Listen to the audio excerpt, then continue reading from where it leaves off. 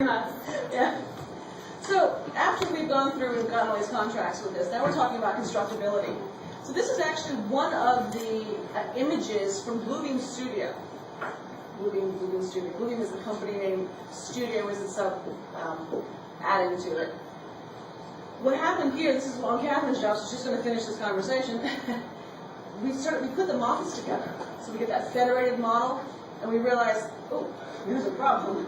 Yeah, so essentially, we took the architect's slab edge drawings and overlaid that onto the structural model and realized that the slab edge didn't actually go all the way to the edge, and so we had to correct that, but it was quick to do in the model as opposed to in the field. Yeah, I mean, so that wasn't even an RFI. It was simply, hey, can you change that? It's like, oh, yeah. And then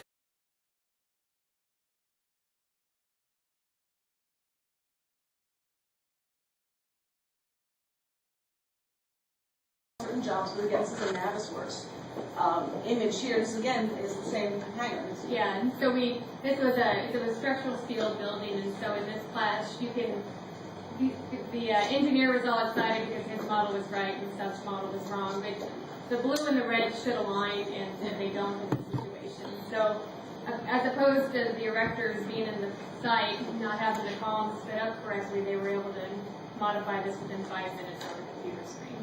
And again, Lewis does things differently. We found that the software here, we have other uses for Navisworks. One of the uses for Navisworks that we have is we actually look for things to clash. Why would we want things to clash? Embeds. You want them to clash with anything that is going to be assigned as an exterior to that building. So we actually use Navisworks to work for us. The other aspect of it that we really like is Navisworks can actually take your week 1 model with your week 10 model, and it can compare what the differences are. So you can actually see what those changes are, and you can have a conversation on what has changed. This is an example of our Bluebeam Studio session.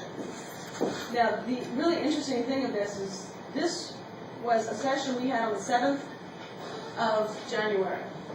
It's a second-story window. We noticed we had an issue with the second-story window. The elevation was incorrect between the architects and structural. The site drawing on the 10th, we had it in the core floor.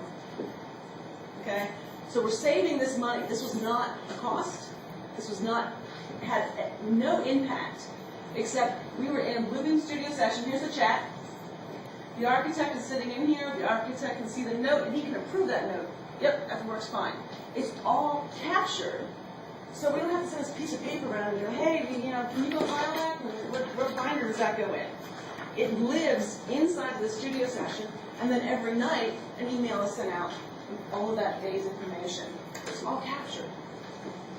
Well, and so this is how we use this in the field as well. That work package drawing that I showed you at the beginning that has all the information that the field would need to actually go and build something. Well, they participate in this process, and for every job, what this lift drawing looks like is different depending on the crew that's working with. So, this is UW Bothell, but on the hangar that I just completed, we actually had our site foreman in on the computer using Bluebeam Studio with the architect asking questions and getting responses and populating the work package drawing with the information that he needed to be efficient in the field. And as the BIM manager, I don't hand them and say, you have to do it this way. It's definitely not how BIM managers should work. It is, for us, a fluid process. So I have a template that they can open up the studio session with, and they have color codes and this kind of stuff with it. If they want to use it, they can. If they want to change their colors, fine, go ahead. But it's the process that we're defining. It's not exact every little pinpoint that they go after. So again, you've seen lift drawings before, but this is the point is, this drawing has been clashed, and the shop drawings come from it, and then the work packages come from it. So we know exactly where every sleeve is supposed to be, and we build through that. And the case studies you see will be why we're so jazzed about being able to do this. So when you're going to do BIM for success, you have to plan early. You just can't just kind of go, yeah, that sounds great. You've got to give it priority. It's not, you're like, oh, I really don't want to do that. No, it's as important to you as any other of your steps. All of the members need to be engaged. When we get involved in these projects, we have buy-in from all of the subcontractors. I say all the subcontractors, I'm talking major contractors. I'm even talking drywall contractors. We can model drywall. Think about a compounding air across 300 square feet, 300 linear feet, compounding air drywall. You could lose a room.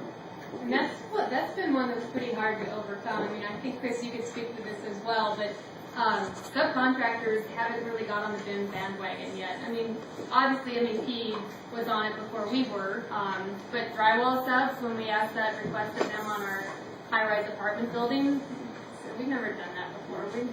We don't want to participate. But they engaged. But they did. Yeah, they engaged with us. Just ask the question. Can't hurt. You know, we're doing a project up in North Seattle where we asked for a civil contractor to provide a Revit model of his underground utilities just because it was so complex. And there was a lot of pushback, and he did it. He said, well, I can see the benefit of this, but you know, it's still getting the industry to catch up with us. That's the important side of it. But define your outcome. Everybody needs to know what's expected of them and when it's expected of them also. Hold on, help the team members that are having trouble with this. This isn't going, hey, I'm better than you.